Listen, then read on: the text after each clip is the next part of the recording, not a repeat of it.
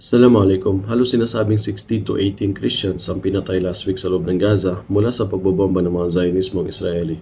At kahit isa sa pinakalumang simbahan ng mga Kristiyano, sinasabing the pangatlong oldest church ng mga Christian sa loob ng Gaza ay hindi din nakaligtas dito.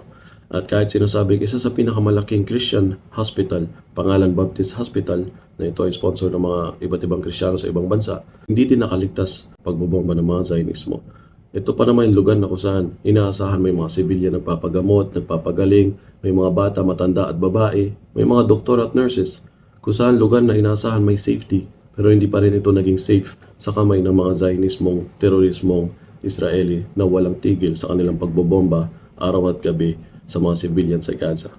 Ito talaga yung mga kawawa, ang mga Christian Palestinians din na hindi na masyado nabibigyan ng boses sa totoo lang sa buong mundo. Kung hindi sa Al Jazeera na sila lamang yung nakikita kong panay nagdo-documentary patungkol sa mga Krisyanong Palestinian na inaapi din. Sa atin sa totoo lang, wala akong nakikita mga Christian vlogger na gumagawa ng video patungkol dito o kahit mga content creator na gumawa ng reaction video patungkol sa mga Krisyanong kapwa nila na inaapi doon. Ito din yung isa sa problema na na-experience ko din. Na karamihan kasi sa atin, kapag sinabi mong taga Middle East, isang Arabo, isang Palestinian, akala nila lahat ay Muslim na. Muslims lahat, kaya siguro sa iba, baliwala lang sa kanila kung may pinapatay doon, mga civilians o mga bata parang manok lang na kinakatay. Kasi Muslim lang naman so wala lang sa kanila. Hindi nila alam, marami din silang mga kapwang Kristiyano doon na mismo nakikipaglaban din at inaapi din ng mga Zionismo. Ako ay nagsasalita na walang ebidensya, walang kahit mga pictures na ipapakita sa inyo na mismo kayo na mag-search sa sarili nyo at makikita yung mismo mga pari, mga madre na nakikipaglaban din doon. Kung yung Santa Claus yung sa Pilipinas o Santa Claus sa USA, pa-chill-chill lang nagbibigay ng regalo. Samantalang yung Santa Claus dito sa Palestine ay nakikipaglaban para sa kanilang karapatan, kalayaan at lupa. At isa pa napansin mo dito na yung mga Krisyanong Palestinian ay nagsusuot din ng kufiya, yung scarf, yung ganito. Karamihan kasi sa atin na akala ginagawang sign ng terorismo ito. Ganito sila sobrang ka-ignorante na pati yung nananahimik na kultura ng ibang tao, ibang lahi, ay papakalaman nila at gagawin lang masama sa paningin ng iba. Samantala yung mga Santa Claus yung nakasuot ng ganyang kufiya. At yung mga babae din ng mga Kristiyano sa amin, yung lalo yung mga matatanda, ay nagdadamit din ng abaya na tradisyon ng Palestinian abaya na may design sa harap na handmade. Nag-i-scarf din sila, nag-i-hijab din sila. Yes, tama yung pangdinig mo. May mga Arabong Kristiyano, may mga church sa loob ng Gaza, kahit i-google mo na halos nasa 5 church na meron doon at may mga Christian hospital. Maraming po mga Arab Christian kahit sa Egypt, sa Jordan, sa Lebanon, sa Syria, lalo na dito sa Palestine. Sa Palestine pa lang halos sinasabi na sa 500,000 o 500,000 na Christians na Palestinian kung saan nagkalat-kalat na din sa ibang bansa dahil pati sila ay tinanggalan ng karapatan at ninanakawan ng lupa ng mga Zionismong Israeli. Sa totoo nga lang, mas nauna pa itong mga ito naging Krisyano kaysa sa Pilipinas, o kaysa sa mga Spanish, o kaysa kay Magellan. Ito yung mga mas nauna naging Kristiyano sa buong mundo, sa panahon pa lang ni Pablo. Ito nag-umpisa ang lahat. Totoo nga lang, gusto makita ng old church sa buong mundo, hindi sa Pilipinas sa 200 years ago lang na ginawa ng Kastila, hindi sa Vatican. O hindi ko gusto makita, sinasabi pa nga ang unang church ng mga Christian ay andito sa Jerusalem, yung sinasabing lugar na the Last Supper, kung saan yung kay Jesus. Isa sa pinakaunang lumang church din na nasa Syria. At pangalawang lumang church ay nasa Bethlehem kung saan pinanganak si Jesus. At pangatlong lumang church sa buong mundo ng mga Kristiyano ay nasa Gaza. Imagine mo yung tipong lumang church na hindi ibig sabihin nakaraan ng 200 taon lang. Hindi, mga libo ang edad, libong taon na nakaraan na. Imagine mo, mas maraming population ng mga Muslim sa Gaza. Pero halos may 5 mahigit na church na luma pa na iningatan namin mga Muslims ng ilang libong taon. Tapos sisirain lang pala ng mga Zionismong Israeli. Na kahit hindi kami Kristiyano, pero tignan mo kahit ako gumawa ko ng video ngayon. Kaya sampal sa mukha nito, itong video sa mga nagsasabi sa akin na nagpipim at nagko-comment, huwag kang bias, huwag kang one-sided, puro na lang mga Muslims lang ginagawa mong video, mga Palestinian. Hindi nila alam na 2 years ago, ang dami kong video, lalo yung gera dati na nangyari sa Gaza. Halos napakarami kong video patungkol sa mga Kristiyanong inaapi doon. Na pati Jesus yun, niloloko, ginagawang McDonald's o whatever. Napakarami kong ginawang video patungkol sa mga paring inaapi doon. At baka nakakalimutan mo, yung reporter na pinatay sa West Bank, walang kinalaman ng Hamas dito. Yung reporter na tuturuan sila na ayaw pa yan ng aminin na sila din ang pumatay. Reporter na Kristiyano pa ito. Kristyanong babae na reporter na Al Jazeera na kung saan pati lamang sa huling paglibing sa kanya, walang patawad ang mga Zionismo. Pati ba naman ililibing na siya, nakita mo yung binubuhat yung kabaong niya, syempre Kristiyano sila na Palestinian. Yung binubuhat yung kabaong niya, pati yun, halos nahulog din yung kabaong niya sa sobrang kabastusan ng mga Zionismong Israel. Samantalang may naalala akong hadith na yung propeta namin, peace be upon him, yung may dumaan na funeral ng Hudyo sa harap niya, at tumayo siya bilang respeto. At yung sinabi sa kanya na ito ay Hudyo, sabi niya, bakit hindi din ba yan tao, kumbaga. So pati propeta namin tumayo sa libing ng isang Hudyo bilang respeto. Samantalang nasaan ang respeto nila? Kahit lamang respeto lamang sa inyo, sa mga Kristiyano, nasaan? Kalimutan mo na kami kasi bastos naman talaga sila sa karamihan sa kanila, bastos sa amin mga Muslims. Pero kahit lamang concern ko, respeto lamang sa mga Kristiyano din. Diba? Kung hate nila kami mga Muslim, kami lang. Pero wala eh. Pati nakakatawa dito, makikita mo talaga na habang ang daming ebidensyang kabastusan na ginawa ng mga Zionismo sa mga Kristiyanong Palestinian, ay marami ka pa makikita mga Kristiyano na dito pa rin kumakampi. Dito pa rin tumatayo sa mga Zionismong Israeli. Ni samantalang hindi naniniwala din sa Jesus nila. Tingnan mo pagkahipokrito. Tayo mga Muslims, naniniwala tayo kay Jesus. Part siya ng religion namin, hindi ka pwede maging Muslim hanggat hindi mo siya paniwalaan tanggapin. Pero hate pa rin nila tayo. Karamihan sa kanila, hate tayo. Pero, ito mga Hudyo na hindi nga naniniwala kay Jesus, na hindi nga kinikilala kahit propeta lamang, as in nag-stop sila kay Moses, para sa kanila hindi pa dumarating si Messiah, sila nga nagpapatay. Sila nga nagpapatay sa mga propeta. Pumatay kay Zechariah, pumatay kay John the Baptist, si Yahya, pinsan ni Jesus. Pumatay sa dalawang mag-ama na uncle ni Jesus si Zechariah. Ang nagtangka din na pumatay kay Jesus. Pero which is sa paniniwala namin, hindi siya napatay. Iba ang pinalit sa kanya ng Allah, inanggit siya sa langit. At balang araw, yes, ibababa siya kapag malapit ng araw ng pag-ukom. Buti pa ngayon, isang Pilipino din na meet ko, galing USA. Sabi niya, buti pa kayo mga Muslim, naniniwala pala kay Jesus kahit propeta. Samantala yung Hudyo na na-meet ko sa USA, tinanong ko siya about kay Jesus. Hindi daw sila naniniwala, kahit pa propeta daw. Kahit nga si Mary hindi nila tinatanggap. Para sa kanila, hindi pa daw dumating ang Messiah. Isa din sa naalala ko noon sa GMA na documentary, pumunta sila, bumisita sila sa Jerusalem. At meron doong puno na sandalan ni Jesus, na upuan ni Jesus sa habang nagpe-preach siya. Na tignan mo pati puno, na ilang taon na panahon ni Jesus na iningatan namin mga Muslims. Pero ewan ko lang bakit itong mga to hindi sila gumawa ng educational video din na nag-interview ng mga Arabong Kristiyano para malaman din ng mga Pinoy sa atin na may mga Arabo palang Kristiyano. Ewan ko bakit kulang. Kaya minsan may nag-comment sa akin, sabi, ito talaga problema ng edukasyon sa atin. Kailangan pa yata isulong, ilakad sa DepEd para palalimin pa ang pag-aaral ng kasaysayan at lahi, kultura ng ibang tao, lalo relihiyon. Para walang masyadong school bukol sa atin o mga pasang-awa. Sa totoo lang, kung alam mo lang yung mga Muslim na Palestinian at mga Kristiyanong Palestinian ay nagkakampihan laban sa mga Zionismong ito. Dahil related din kami sa isa't isa na kung sila, pinagbabawalan sila sa mga, pati sa simbang gabi nila sa December, na may pinagdadaanan din sila mga checkpoint, hirap din sila, minsan pinagbabawalan pa sila. Na wishes kami din mga Muslims, na pati yung Masjid al-Aqsa namin, the third holy masjid namin, mosque, na pati kami, mahirap kami makapagpunta doon magsala, magdasal. Na mas madali pa nga pumunta Madina, Mecca kaysa doon sa Jerusalem. At doon sa totoo lang, wala akong nakitang diskriminasyon ng mga Muslim at Kristiyano. Ako mga kapatid ko sa Gaza, nag-aaral sa Christian school. Ang mga teachers nila, mga madre, mga Arabianong Palestinian na madre, mga pare.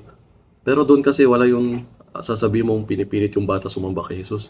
Hindi. Ganun ka respeto sa isa't isa mga Muslim at Kristiyano doon. Pagdating ko sa Pinas sa atin, ewan ko lang bakit parang naiiba. Maraming diskriminasyon sa atin sa mga Muslims. Lalo na ako, double discrimination sa pagiging Muslim ko at pagiging Arabo ko.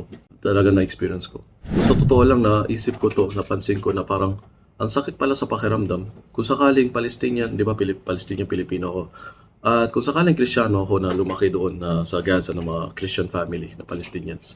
Tapos, ito ngayon nangyari ito, na kaysa inaasahan ko na may mga kapwa akong Pinoy na Kristiyano na kakampi sa amin, sa katotohanan. Tapos pasasaktan lang ako makita na may mga pro-Israel, pro-Zionismo na mga Kristiyano. Tapos kami pa yung Palestinian na tinuturing terorismo na ubusin na daw kami, bombahin na kami. Parang ang sakit sa paramdam na, wait lang, Kristiyano ako dito. Kapwa ko kayong Kristiyano, yan ang sasabihin nyo sa amin. Parang napakasakit sa totoo lang. Nag-gets yung punto ko. Kaya alhamdulillah na Palestinian Muslim ako. Hindi siya nangiinsulto ng ibang religion. Alhamdulillah, bukod sa sumasamba ako sa isang Diyos, isa pang magkagandahan na makikita mo ang mga Muslims paano nagkaisa.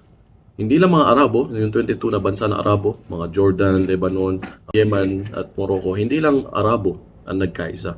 Bagkus lahat ng klaseng Muslim na lahi sa ibang bansa, American Muslim, German Muslim, Italian Muslim, Korean Muslim, lalo Pilipino, Muslim. Kami ay parang isang katawan tulad ng sinabi ng propeta, peace be upon him. Ang itong nation na to, itong umma na to, parang isang katawan. Sumakit lang isang part ng katawan, ay mararamdaman lahat. Kaya kami mga Muslims, pag isa lang masaktan mo, ay lahat kami makakaramdam ng sakit na yun. Kaya ito kami nagkakaisa. Alhamdulillah sa gera na ito, nagkaisa kami lahat. Nakikita mo. At hindi lang din yun, kahit paano may nakita na din ako mga Christians, na kahit paano salamat din, gising sila sa katotohanan. Gising, yung mga ibang Christian sa ibang bansa, sa USA, sa UK, sa ibang bansa, nagising na. Ang dami mga video dyan nakita mo. Minsan pa yung isang rally, wala kang makita halos Palestinian o Muslim doon. Puro mga ibang lahi, mga Kristiyano na nakikipag laban para sa karapatan ng mga Palestinian na inosente. Samantalang sa atin, karamihan ng mga Christian sa atin ay tulog pa sa katotohanan. Tulog at bulag. Lalo yung mga content creator nila at yung mga media. Kaya kahit paano din, salamat din sa mga Kristiyanong kapwa kong Pilipino na gising sa katotohanan. Yung isang babae na to sa TikTok na talaga umiyak siya para sa mga naaapi at kawawang bata sa Palestine, sa Gaza mismo. Ganito din yung nakita kong isang Hudyo. Imagine mo isang Hudyo na babae na sa harap ng White House. Napanood ko interview niya, umiiyak siya. Sabi niya, kahit ako Hudyo, ayoko yung nangyari na nakikita ko sa Gaza, mga batang kawawang mga civilian na pinapatay. At katawa-tawa yung mga nag-arali sa atin o mga pro-Israel sa atin. Samantalang, nakakahiya ka, hindi mo naiisip to, na kunwari ako yung Hudyo na yun. Ako Hudyo, na ang support ko is yung mga Palestinian na api. Samantalang makita ko ng isang Kristiyanong Pilipino na pro-Israel, parang hindi ba kahiya-hiya ka sa harap ko? Magkaroon ka ng konting hiya na isang tabi mo muna yan. Kasi nilalagay mo yung sarili mo sa kahihiyan sa public, sa totoo lang. Nagmumukha kang parang one-sided na bulag. Hindi ko sinasabing i-hate mo yung mga Hudyo. Hindi ko sinasabi. Ang i-hate mo dito is yung Zionismo. Pag-aralan mo mabuti sa Zionist, patungkol sa Zionist, na kung paano nila plinano itong grupong gangster na rebelde na nabuo sa Europe, na sila ang nagplano na kunin itong lupa na to sa Kupit. Sa panahon pa lang talaga ng Ottoman Empire, napakarami na nag-migrate dyan ng mga Hudyo na inaapi sa Europe dahil anti-Semitic sila doon. At kami, number one, mga Palestinians ang nag-welcome sa kanila. Sige, dito kayo, may safety kayo. Buti nga, yung, sa atin nga, 1,000 ang kinuha, buti hindi ninakaw yung lupa din natin. Samantalang doon, mas marami kaming inalagaan at pinotektahan ng mga Hudyo. Pero balang araw pala ito ang ginawa nila. So mahaba pa ito at may kukwento ko lang sa ibang video. Maraming salamat. Sana mo naman magkaroon kayo ng concern sa totoo lang. Dito hindi mo kailangan maging Arabo, maging Muslim, maging Palestinian, maging Christian o Hudyo. Ang kailangan mo lang maging tao. Tao may puso, makatao. Nakakaramdam ng sakit. Kahit hindi mo anak yun pinapatay doon, isipin mo lang kung anak mo kaya yun nasa kalagayan na yun. Isipin mo din kung pamilya mo din pinapatay doon. Isipin mo kung itong gera na din to nangyari sa atin balang araw sa World War III. Baka kung isang bansa din dyan sumakop sa atin ng ganito at pinagbobomba tayo ng ganito, anong pakiramdam mo? Kaya hindi porket maligtas ka sa bagay na ito ay ang puso mo ay wala nang naging bato na. Tulad lang ng may nasalanta na bagyo sa atin o lindol. Ako sa totoo lang, yun no, nag-start ako ng YouTube, marami nag-donate sa atin, mga followers natin na mga Muslims at mga Kristiyano. Dami nag-donate sa akin na para tulungan natin yung mga yun. At kaya minsan may mga nagsabi din sa akin na Muslim, bakit mo tinutulungan pa yung mga Bisaya o mga tawag dito, mga Kristiyano? Hindi yung mga puro Muslims lang dapat sa ano. Sabi ko, sandali lang. Dahil hindi din lahat na nag-donate sa atin mga Muslims. May mga Kristiyano nag-donate. Kaya yung pagtulong din natin, hindi lang puro mga Muslim sa Mindanao. As long as naaapi, as long as nasalanta ng bagyo, kawawa, mga bata, nagutom, hindi tayo titingin sandali. Kristiyano ba to, Bisaya? Hindi. As long as kawawa, na biktima ng kalamidad, tutulungan natin. Ganon tayo. Kasi may puso tayo at hindi tayo bias ko ng mga ibang hipokrito na one-sided dyan. Sa totoo lang nga, mas marami akong nakita mga ngaral na mga Muslims na gumawa din ng video patungkol dito sa mga Kristiyanong namamatay na pinapatay at inaapi. Kahiyahiya naman para sa amin. Kami na mismo, mga Muslims na may concern sa kapwa yung Kristiyano. Pero dito wala kang makita mga content creator, mga vlogger na gumagawa ng mga video kahit lamang bigyan yung boses yung mga Kristiyanong kapwa nila na pinapatay doon. Wala. Ganito sila ka-one-sided at kabayas, kahipokrito. Sa totoo lang, ilang taon naging safe ang mga Hudyo at mga Kristiyano sa pamumuno ng mga Muslims. Kung sinasabi lang kumalat ang Islam dahil sa espada, din sana panahon pa lang ni Prophet Muhammad, peace be upon him, 1400 years ago, wala na natirang Kristiyano at Hudyo dyan. Lalo sa Jerusalem na wipe out lahat. Samantalang baliktad kahit yung pamumuno ni Omar Khattab na siya pa yung in-invite ng mga Kristiyano, mga bishop, mga Hudyo, mga rabbis dyan sa Jerusalem, mga pope. Dahil sa pabalita na siya ay the best na justice na leader ng buong Muslim sa mundo. Alala ko noon yung teacher ko ng college na matanda na babae. Pinalaman niyang Palestinian ako, tapos tinatanong niya about sa Jerusalem. Sa wish daw niya na makapag pilgrimage daw doon kasi parang ito yung Hajj nila. Sabi ko, welcome po kayo. Ma'am, welcome po kayo doon lahat. Nandun yung iningatan namin yung lugar ng mga propeta. Lahat nandoon yung mga alaala. Kung andun din yung holy namin na lugar, then para sa inyo, kung yun ang tinuturing yung holy, nandun din. At welcome kayo. Ang sarap sa pakaramdam yung respeto sa isa't isa talaga yung Christian na teacher ko na ang tanda-tanda na wish daw niya makapunta ng Jerusalem. At alam niya bilang Palestinian na ito yung capital namin na lupa, na Jerusalem. At ako pa nag-welcome sa kanya dito. Kahit Kristiyano siya at Muslim ako. Ito yung masarap sa pakiramdam na respeto sa isa't isa. Ang Islam ay hindi namimilit at walang sapilitan. Paano mo ipipilit yung isang tao na hindi nga ikhlas o sincere sa kanya na sumamba sa isang Diyos at si Muhammad huling sugo? Ano gagawin mo sa kanya? Alam nga pilitin. Alam nga maging Muslim siya na peke. Kaya wala sa pilitan sa Islam. Dapat bukal sa loob niya. At sana dumami ang mga Kristiyanong may puso at kumampi sa katotohanan na naapi, hindi sa mga namamatay na tao.